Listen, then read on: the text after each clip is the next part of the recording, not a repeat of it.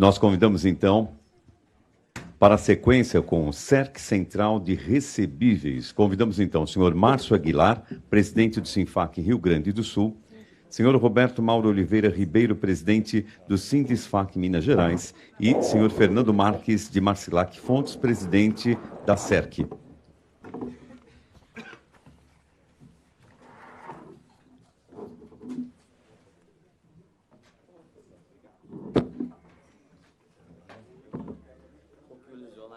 O que é isso, Márcio? O que é isso? Jogando tênis, ontem estourei. Jogando tênis.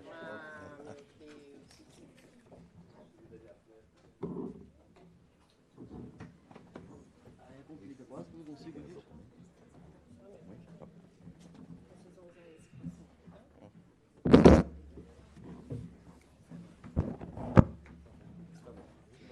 Senhoras e senhores, neste momento será assinado o contrato de parceria entre as três entidades e a CERC.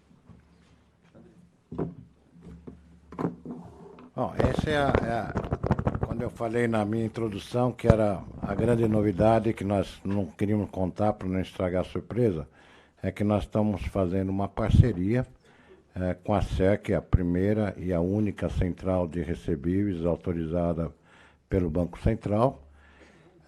É uma parceria dos maiores sindicatos do Brasil, que estão aqui presentes, é São Paulo, Rio Grande do Sul e Minas Gerais.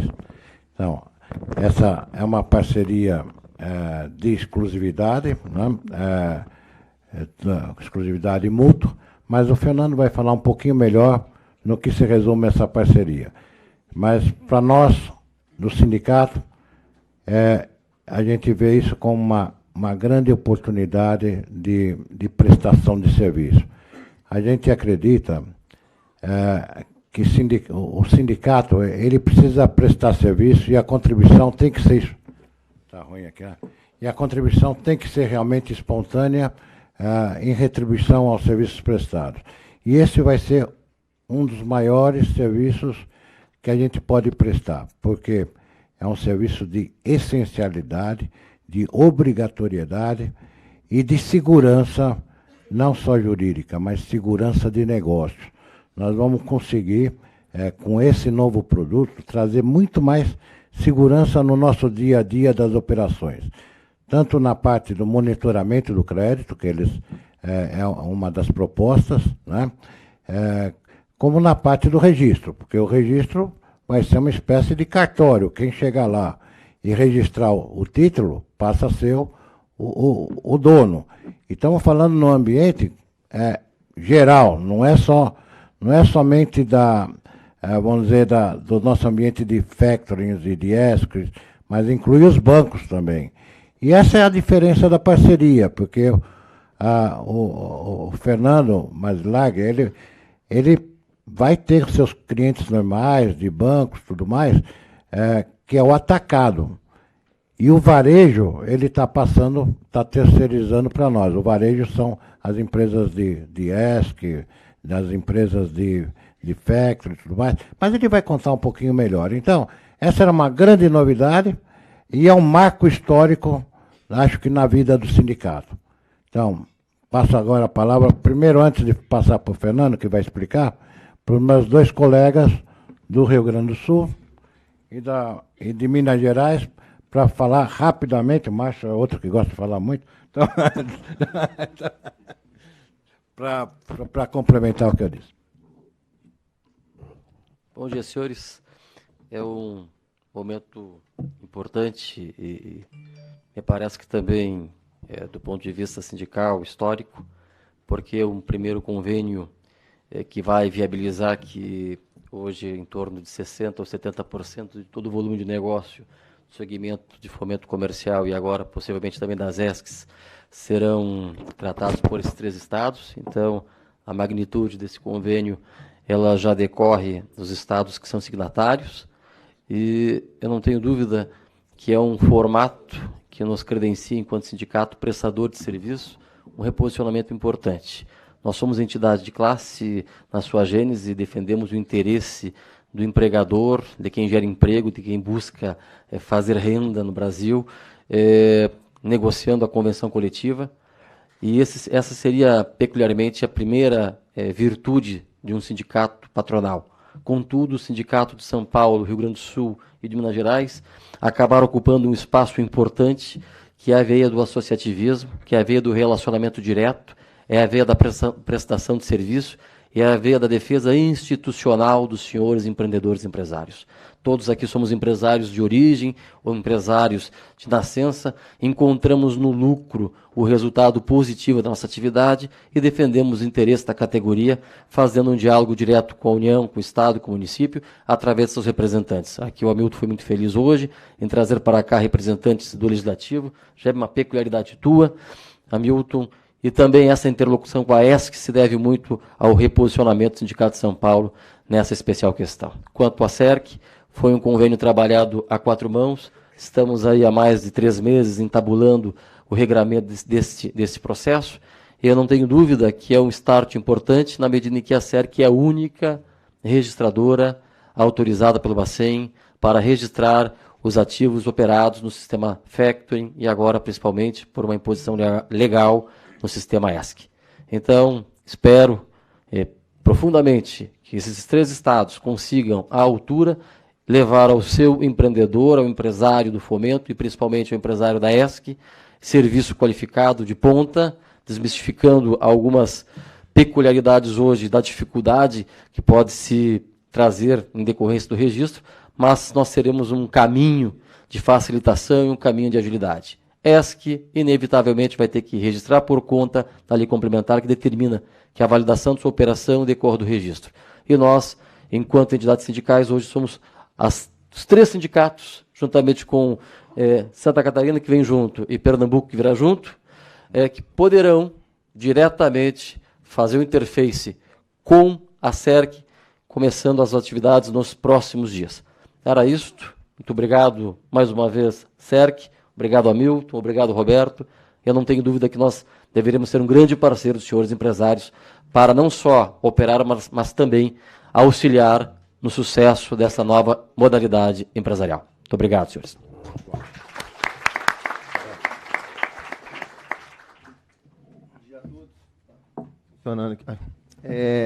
Não subscrevo integralmente as palavras dos meus colegas Márcio e Hamilton.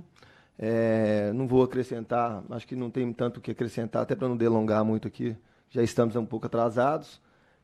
Mas gostaria de dizer que eu acho que essa parceria que a gente está firmando, aliás, não tenho certeza absoluta que ela é uma parceria que vem e que vai ser boa para todas as partes envolvidas, e tanto os sindicatos quanto a SERC, mas principalmente para nós empresários, tanto do setor de factorings, securitizadoras, FDICs, e para registro das operações das ESCs.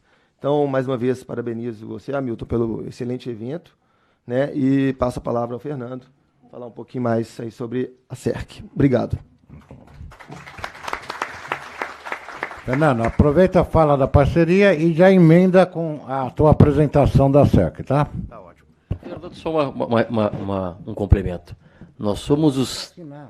Exatamente. E nós somos as únicas instituições no Brasil, hoje, habilitadas a fazer a interface do registro. Perfeito. Então, era esse o registro que nós gostaríamos de deixar claro, porque os 3 SINFACs hoje detêm essa relação direta e estamos habilitados a fazê-lo. Vamos fazer a assinatura agora ou depois da tua fala? Podemos fazer depois. Fazemos depois. Então. Bom, quero primeiro parabenizar o SINFAC pela organização desse belíssimo evento, agradecer e parabenizar também aos presentes aqui na mesa pela dedicação, pelo engajamento que houve dos 3 sindicatos para a viabilização desse acordo. E vou tentar rapidamente explicar as principais motivações da SERC para a realização dessa parceria. A SERC tem 2 grandes preocupações relacionadas ao segmento. E decorrem do fato de que as registradoras nunca se relacionaram com esse segmento. Então, acho que para o ambiente de registro regulado pelo Banco Central, nunca houve uma interação direta com entidades que não são reguladas diretamente pelo Banco Central. Então, as registradoras, elas existem no Brasil há 40 anos, mas elas nunca tiveram uma interface, uma ligação com o mundo não regulado.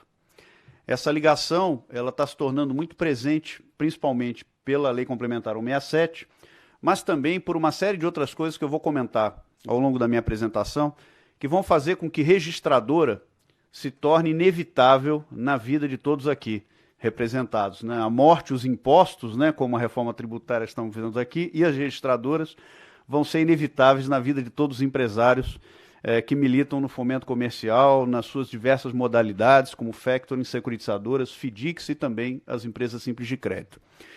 E a SERC, ao se deparar com esse novo cenário, com essa nova dinâmica em que entidades não reguladas são usuárias de registradoras, se preocupou com 2 fatores. Primeiro, é com a oferta de valor de uma registradora. Quer dizer, como é que a registradora consegue atender às necessidades do mercado de uma maneira adequada, com serviços, soluções, funcionalidades que sirvam o mercado de maneira, de fato, ao mercado se tornar usuário disso e perceber benefício no uso da registradora.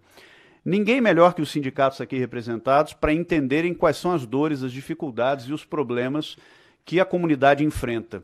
E conseguir trazer para a SERC essa percepção, para que a SERC consiga adaptar sua solução, seus sistemas, suas funcionalidades para o atendimento dessas dificuldades e desses desafios. Então, acho que a primeira preocupação que nós tivemos foi como é que nós conseguimos garantir que o que a SERC está trazendo para esse segmento não é um produto pasteurizado, criado para banco e que, portanto, é incompatível, muitas vezes, com a necessidade específica de quem opera nas modalidades do fomento comercial. Mas também por uma outra preocupação, que é custo. Porque, apesar da SERC ser um sistema, ela é formada por gente, por pessoas. E nada mais caro na atividade empresarial no Brasil, além dos tributos, do que as pessoas, né? Acho que todos sabem quanto custa ter uma equipe, né? Quantos são os encargos no Brasil e, portanto, uma estrutura de pessoas que fosse ampliada para suportar um mercado tão diversificado como o mercado do fomento comercial ia repercutir na tarifa de registro, nos custos que a SERC teria que praticar para todo o segmento. Não tem como eu fazer atendimento, suporte, marketing, sem refletir todo esse gasto no preço que a SERC cobraria do mercado.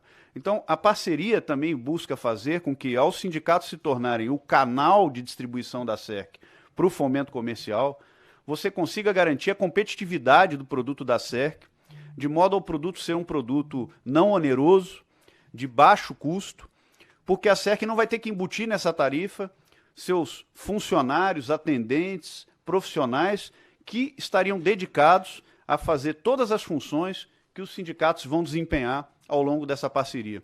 Então, a parceria ela tem um contexto operacional, onde os sindicatos vão desempenhar diversos papéis que foram definidos no acordo, de modo a desonerar a SERC. Com que propósito? Garantir que, para o empresário de fomento comercial, o custo de uso de uma registradora seja o mais acessível possível e o menos oneroso possível, né? E a gente sabe que com isso a SERC pode manter-se como uma estrutura leve. Hoje é uma empresa de 60 pessoas, né? Então é uma empresa que pretende manter essa estrutura leve para que ela consiga manter tarifas extremamente competitivas, não onerosas e que viabilizem a realização de negócios por empresas de qualquer tamanho. A SERC não quer se tornar uma empresa que tem que praticar tarifas mais caras para o mercado não regulado do que ela praticaria para um mercado regulado, por exemplo. Então, cobrar barato de um banco para cobrar caro de uma empresa de factoring. E para fazer com que isso não aconteça, são os sindicatos, como nosso canal exclusivo de distribuição de serviços, que serão os viabilizadores de uma tarifa isonômica, não onerosa e acessível a toda a comunidade de empresários de fomento comercial. Então, eu queria registrar aqui também o entusiasmo da SERC com essa parceria e agradecer enormemente pelo engajamento dos 3 sindicatos na busca desse acordo, que também acho que é inédito e acho que cria uma nova condição de convivência entre as empresas de fomento comercial e as registradoras, aqui represento aqui particularmente a SERC. E eu queria rapidamente fazer uma apresentação sobre a SERC, dando continuidade aqui como pediu o presidente Hamilton, começando explicando um pouco melhor esse papel das registradoras, porque eu me lembro que lá no time da SERC, os profissionais que trabalham com a gente às vezes pergunta assim, você que veio de banco ou veio de outro segmento, trabalhar em registradora, qual é o principal desafio? Né? E normalmente as pessoas dizem, o mais difícil é explicar em casa o que eu faço. Né? Então, registradora ainda é uma esfinge, que muita gente não sabe para que serve. Então, o mais difícil de trabalhar em registradora é chegar em casa e falar assim, papai, o que você faz? Né? E você não consegue explicar porque você trabalha numa registradora. Então, a minha ideia aqui é tentar desmistificar um pouco isso, né? Para que serve uma registradora e, principalmente, tentar trazer um pouco da visão prática do uso de registradora pela comunidade de fomento comercial. Bom, acho que o brasileiro convive com o registro há séculos, né? E acho que os principais registros com que a gente convive no Brasil são as igrejas e os cartórios de imóveis. Acho que há mais de 100 anos, todos nós sabemos que toda vez que alguém nasce, toda vez que alguém casa, ocorre um registro. Né? E normalmente esses registros aconteciam nas igrejas. Ao mesmo tempo, todos sabemos que toda a propriedade imobiliária no Brasil é parte de um grande sistema de registros imobiliários que funciona também há muitos anos. E por muitos anos no Brasil nós só tínhamos esses dois tipos de registro. Então você tinha que escolher entre registrar na igreja ou registrar em cartório de imóveis. Não sei se os senhores sabem, mas até muito recentemente as debêntures no Brasil tinham que ser registradas em cartório de imóveis. E por que elas eram registradas em cartório de imóveis? Porque não fazia sentido registrar as debêntures na igreja. E você só tinha essas duas opções até muito pouco tempo para o registro de qualquer tipo de transação. As registradoras, portanto, elas surgem nos anos 80, e todos conhecem talvez a registradora mais antiga pelo nome original de CETIP, né? Hoje é uma empresa que não existe mais, foi incorporada pela B3, mas a principal função pela qual a registradora foi criada no âmbito do Banco Central é para ser um auxiliar de supervisão. Então, o registro ele surge muito na linha do que está acontecendo hoje com a ESC. Né? Essa colocação do Dr. Alexandre Neves aqui sobre a necessidade do Banco Central ter um olhar macroprudencial sobre a atuação das ESCs, ela está relacionada ao papel original para o qual as registradoras foram criadas. Há 40 anos, o registro surgiu, de registradoras em particular, fora o registro de igrejas e cartórios de imóveis que já existiam, porque o Banco Central precisava de ajuda para fazer supervisão de mercado. O Banco Central precisava de alguém e resolveu designar esse papel a um ente privado, né, na época a CETIP, e precisava de alguém para ajudá-lo a acompanhar o mercado nos anos 80, que estava num processo de grande pulverização de instituições, cooperativas de crédito, distribuidoras de valores, bancos, empresas de crédito e poupança.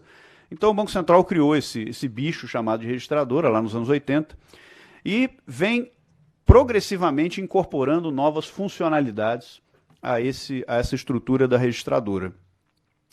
Como auxiliar de supervisão, ela veio desempenhar um papel estratégico agora na Lei Complementar 167.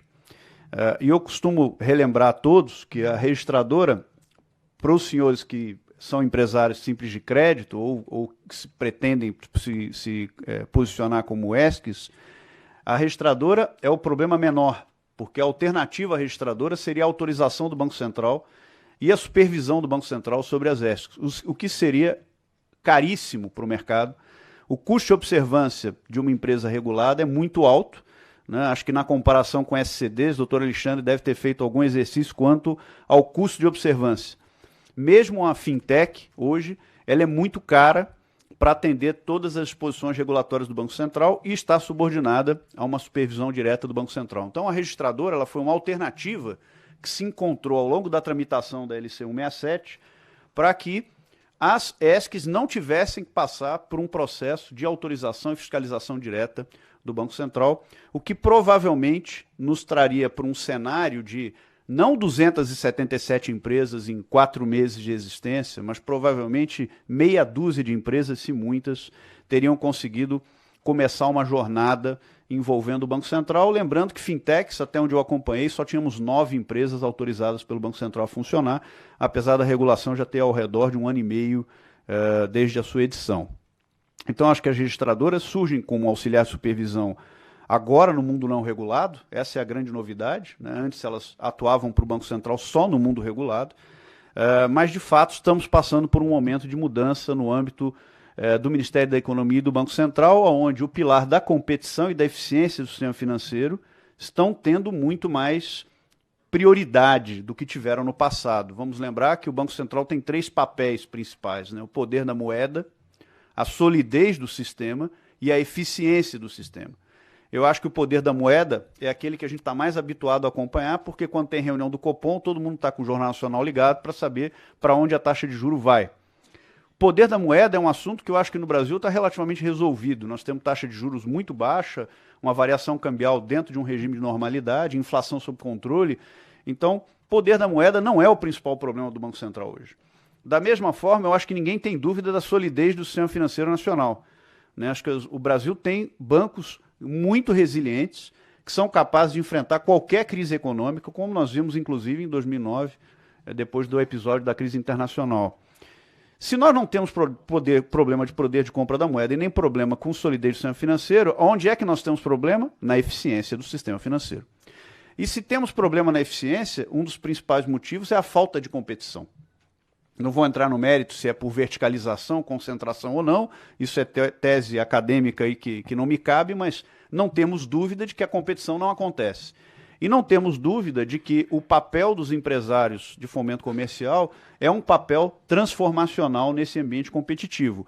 E a existência de registradoras envolvidas agora com empresas não reguladas, como ESCs, e nós vamos ver um pouco também factories e securitizadoras e outras entidades, decorre de um anseio da sociedade por maior competição no sistema financeiro.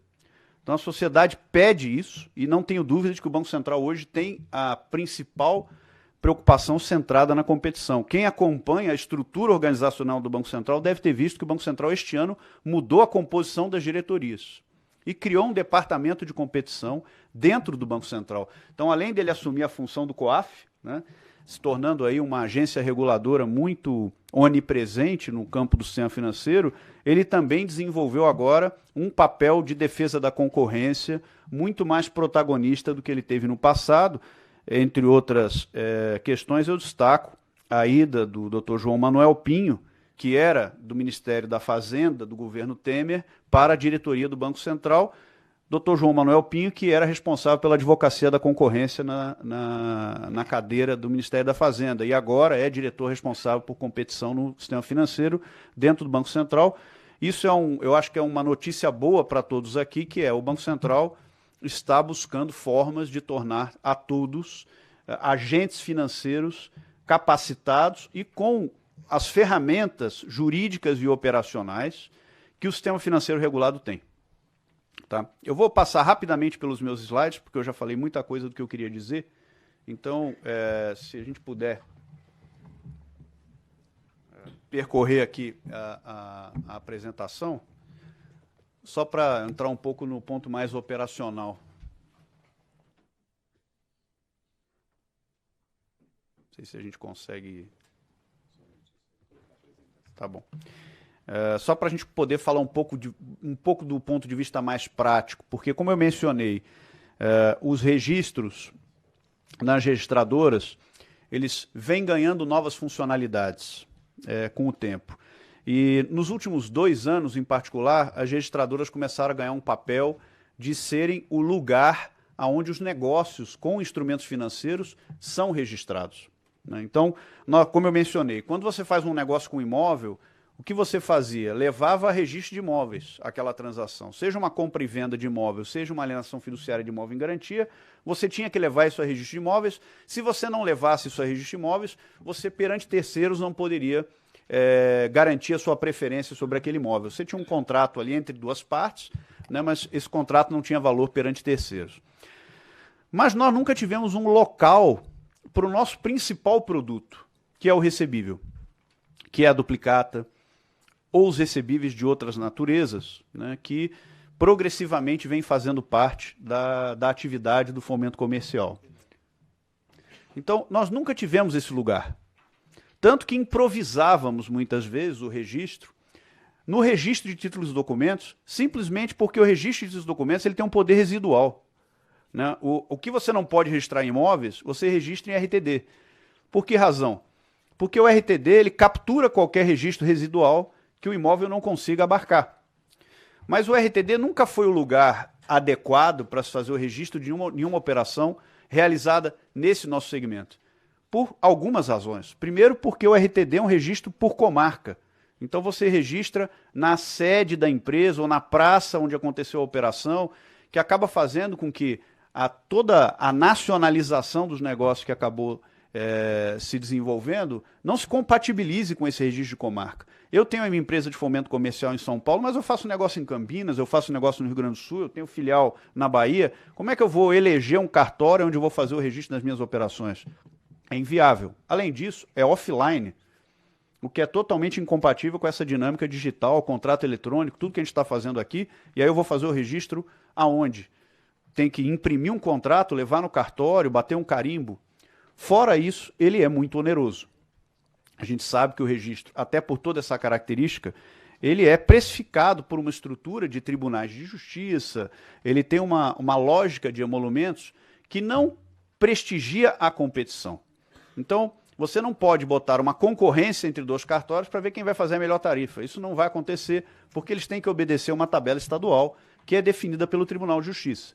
Então, todas essas características fazem com que o registro cartorial nunca tenha sido possível para um mercado que está operando com títulos de ticket médio-baixo, prazo médio-baixo, uma carteira revolvente. O que você vai fazer? Vai ficar imprimindo termo de cessão, borderô, levando no cartório? É um negócio inviável. Preocupado com isso, é que o governo resolveu trazer os registros dos instrumentos financeiros, em geral, para as registradoras. E tirar essa competência cartorial e trazer essa competência para as registradoras. Esse processo veio com reformas de lei que aconteceram em 2017, que foram regulamentadas pelo Conselho Monetário Nacional em 2018 e que estão plenamente em vigência a partir agora de 2019. Com esse novo regime, o registro que eu faço numa registradora, ele traz toda a segurança jurídica que eu preciso. Então, eu não preciso mais fazer o registro cartorial para que, no caso de uma recuperação judicial, estávamos conversando aqui, eu e o doutor Alexandre, antes do começo do evento, você consiga garantir os benefícios que a lei da recuperação judicial traz para a sua condição de credor. Então, esse registro, ele é um registro que não vai servir só para cumprir a norma do Banco Central, a lei complementar 167, ele vai servir também para que todos os senhores resolvam uma série de problemas que, por melhor que seja a sua empresa, você não vai conseguir resolver sozinho. Primeiro, a unicidade dos negócios, né? Individualmente, nenhum dos senhores é capaz de garantir que aquela operação feita com o seu cliente ela é única. Segundo, a preferência legal. Nenhum dos senhores também, por melhor que sejam os seus processos, seu time, a sua tecnologia, vai conseguir individualmente garantir a segurança jurídica dessas operações sem usar um mecanismo regulado, com uma legislação moderna e com a chancela do Banco Central para funcionar. Então, a SERC ela foi concebida olhando para esse tipo de desafio. E por isso ela é a primeira entidade que o Banco Central autorizou. Aliás, fizemos um ano de autorização, foi no dia 3 de agosto de 2018 que o Banco Central autorizou a SERC, então ela agora fez o aniversário no mês de agosto, e se tornou a primeira registradora especializada nesse segmento. Porque, lembrando, nós estamos falando de instrumentos financeiros muito abundantes na economia, como a duplicata, como o recebível de cartão de crédito, mas não eram esses os instrumentos financeiros que as registradoras registravam no passado. Elas registravam CDBs, debêntures, derivativos de balcão, instrumentos de tesouraria bancária e não instrumentos de crédito. Então, esses recebíveis vieram para as registradoras de 2017 para cá. E a SERC foi a primeira entidade que se posicionou para dizer: meu negócio não é derivativo de balcão, meu negócio não é debênture, o meu negócio não é ação, o meu negócio é crédito. E o crédito, nas suas principais, no seu principal lastro, que é o recebível. Então a gente começou essa jornada com o Banco Central e há um ano fomos autorizados para fazer o registro de duplicatas. E agora, em fevereiro, fomos autorizados para fazer o registro de recebíveis de cartão.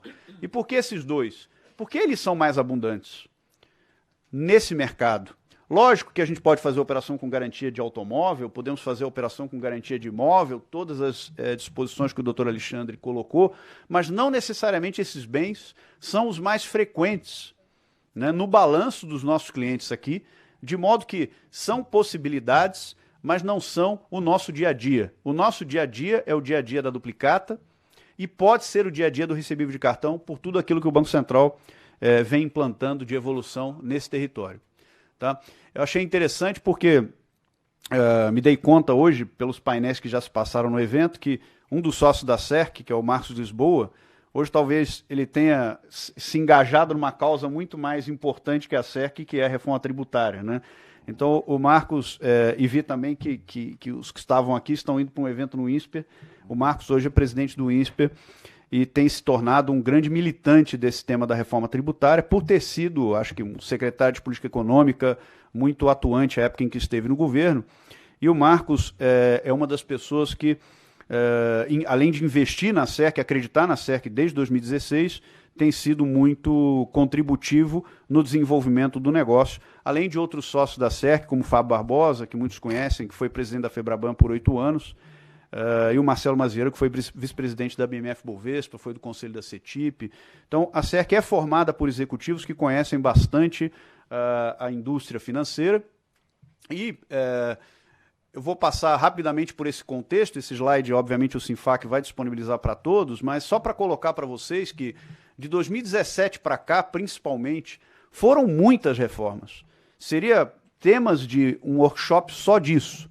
E nem todos, talvez, tenham assimilado todas as alterações que ocorreram nesses 24 meses que impactam os negócios dos empresários aqui representados, que começam com essa questão de levar para as registradoras todos os instrumentos financeiros e principalmente os recebíveis, mas passam pela lei da duplicata escritural, cuja jornada de regulação pelo Banco Central está acontecendo agora.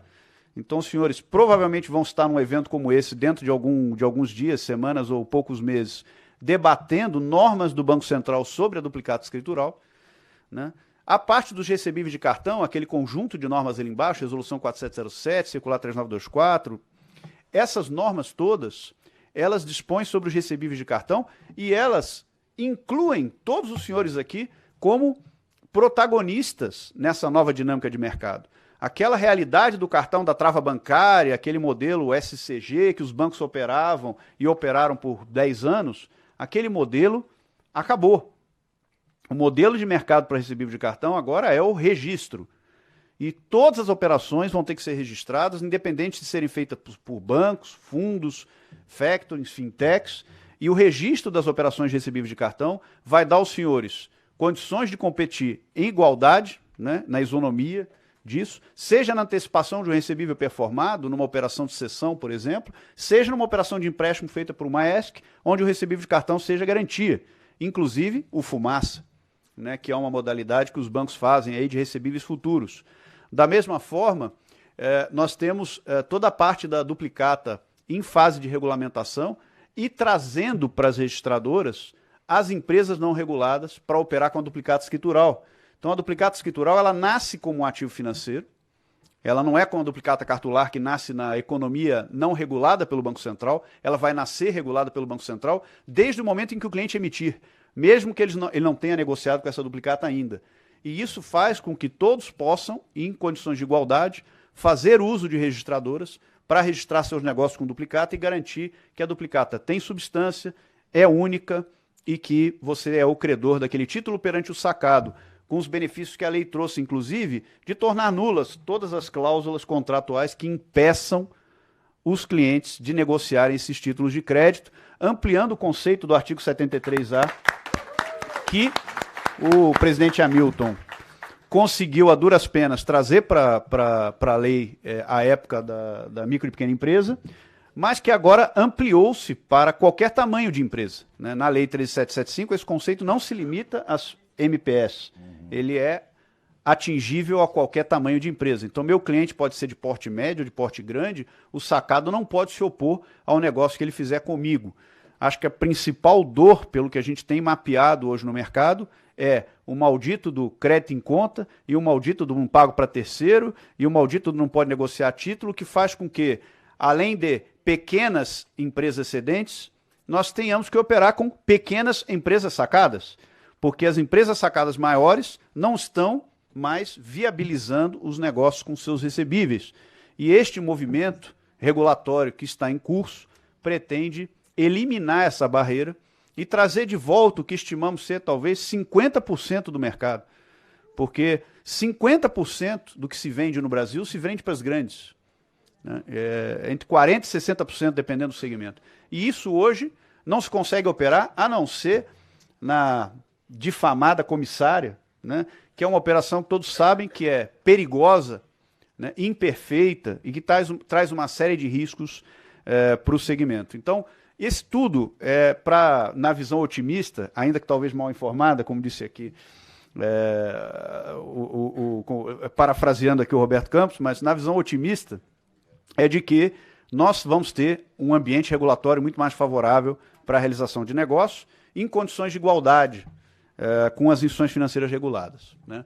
Então, o serviço da SEC, eu vou passar rápido, eu tenho esse diagrama aqui falando que a gente tem, e os sindicatos vão comentar muito isso, muito mais a oferecer além do registro, tá?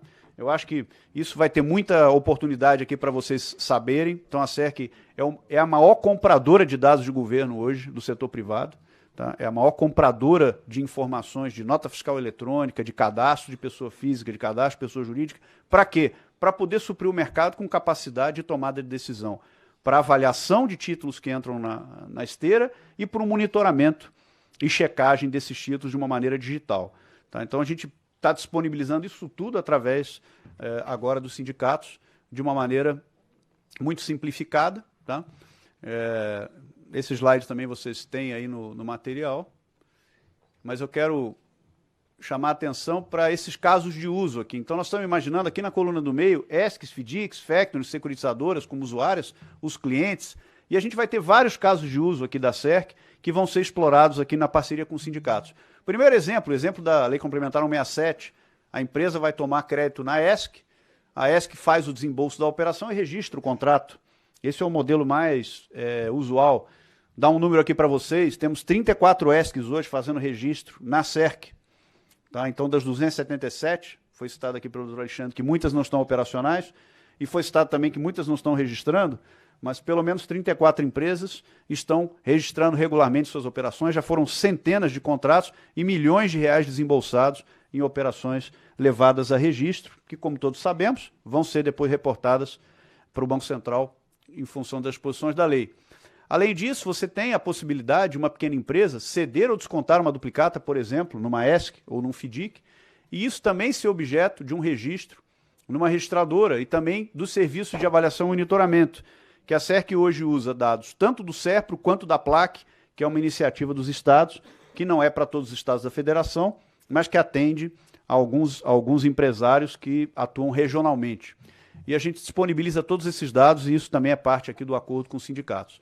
Fora isso, a gente tem o cenário dos cartões, que eu não quero deixar de mencionar, né, que também permitem que ESCs, Factoring, securitizadoras, FDICs operem com os recebíveis de cartão de seus varejistas, clientes, né, e façam o registro dessas operações na SERC, já que ela tem essa habilitação. E com isso, não só você tem a segurança jurídica, mas é a SERC que vai informar as instituições de pagamento, temos aqui um profissional do ramo, as instituições de pagamento, que há agora um novo credor, um novo titular daquele recebível, que é a Factoring, que é a ESC, que é a securitizadora, e não é mais aquele estabelecimento comercial que era credor dessa obrigação. E por último, como eu mencionei, a regulação da Lei 13775, que está no forno. A gente tem tido muitas interações com o Banco Central nesse sentido, e a gente sabe que essa lei vai ser transformadora, porque há 50 anos nós não temos novidades no legislativo a respeito da duplicata. E, portanto, a maior parte dos aqui presentes não eram nascidos a última vez em que a lei mudou. E, portanto, é a grande oportunidade que nós temos de trazer a lei para o mesmo nível de tecnologia que a gente tem hoje nas operações. Tá? Então, para encerrar, isso aqui é só uma rápida demonstração de que fazer um registro é um processo muito simples, tá? Tentando também desvendar esse enigma da esfinge, né? Este é o sistema SERC, é um sistema na internet que você consegue, depois de assinar um contrato via sindicatos, você tem um acesso ao sistema para... Eu faço um contrato só, eu não tenho um sistema de gestão muito sofisticado, eu não tenho um volume de operações muito grande. Você vai poder entrar numa tela e digitar uma operação, né? e, com isso, cumprir a LC 167, cumprir as disposições legais, conseguir ter a segurança jurídica. Então, é algo tão simples como a gente está habituado a fazer o dia todo, aí entrando, às vezes, fazendo um cadastro, seja para abrir uma conta digital, seja para fazer algum tipo de transação na internet. Tá? Então, é um processo muito amigável. Tá? Vou passar rápido aqui, é um exemplo, depois se eu precisar mudar, atualizar o registro, é um processo muito rápido. O sistema gera certidões. Então, se eu precisar de uma prova que eu fiz no registro, como é que eu faço? Eu tiro uma certidão no sistema, essa certidão tem prova forense de que ela foi emitida, pode ser usada no judiciário, inclusive para provar preferência perante terceiros, ela tem valor legal. Então, uma forma física, depois de você materializar o que fez, eu digitei numa tela, mas e agora, o que eu faço com isso? Não, você emite uma certidão e consegue juntar isso numa ação judicial, mandar para o doutor Alexandre para ele executar uma determinada medida. Tá? E aqui eu queria passar, para terminar, um quadro que mostra as empresas de tecnologia com as quais o sistema SERC já está integrado ou está em integração. Então, lógico que digitar numa tela é possível, mas também dá trabalho. Eu não quero ficar digitando, eu faço muitas operações por dia. Eu já tenho meu sistema de gestão. Eu já uso a decisão, eu já uso a EJS, eu já uso a RGB. Não tem problema. Todas as empresas de gestão, de alguma maneira, todas as empresas de tecnologia estão em alguma etapa de um processo de integração. Estas já têm estas etapas de integração certificadas.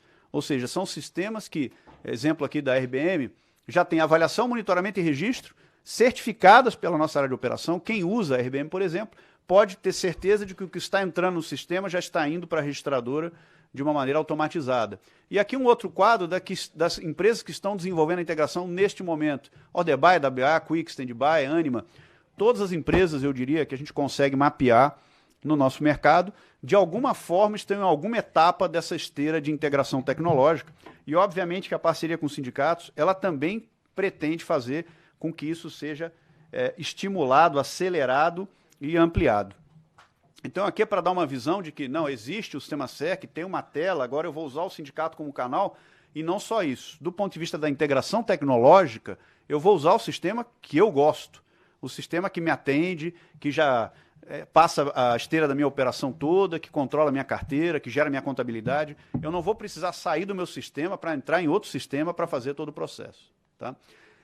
Encerro aqui, já falei, acho que tudo que eu tinha de recados a dar. E, de novo, quero me dizer muito entusiasmado com as perspectivas que a parceria com os sindicatos aqui representados trazem para a ampliação do uso da SERC por toda a comunidade de fomento comercial. Então, mais uma vez, agradeço aqui aos 3 presidentes representados aqui na mesa pelo voto de confiança dado à SERC nesse âmbito desse acordo. Obrigado a todos também aí. Agora falta a assinatura do contrato. Vamos assinar, então? Como 2 sindicatos parceiros que fizeram parte desde o princípio, eu gostaria de convidar o Elpidio a estar conosco na mesa e o João Carlos, que também fizesse parte aqui, que representa o Sindicato do Espírito Santo, o Elpidio Veronese, Santa Catarina Sul, e o João Carlos do Espírito Santo, para que possa conosco aqui registrar esse momento.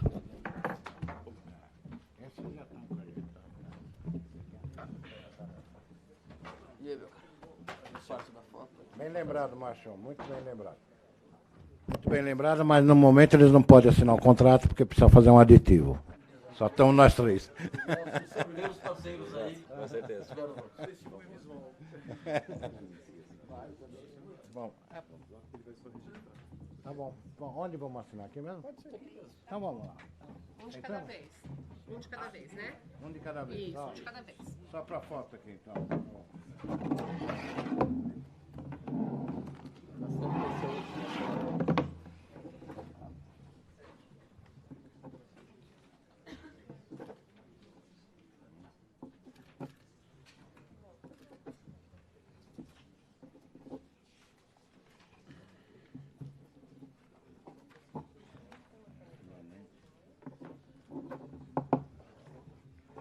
Pronto.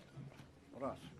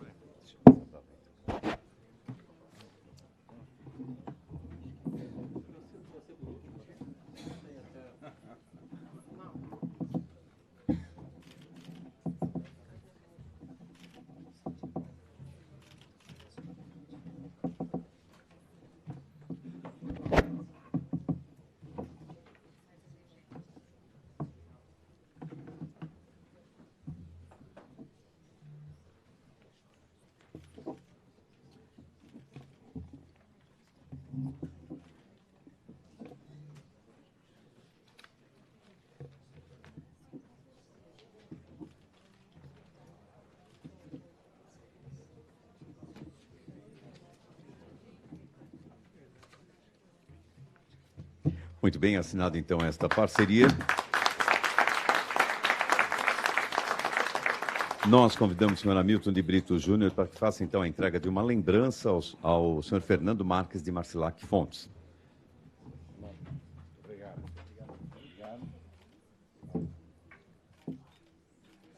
Só uma foto da mesa inteira. Isso aí vai ser histórico. Esse é histórico.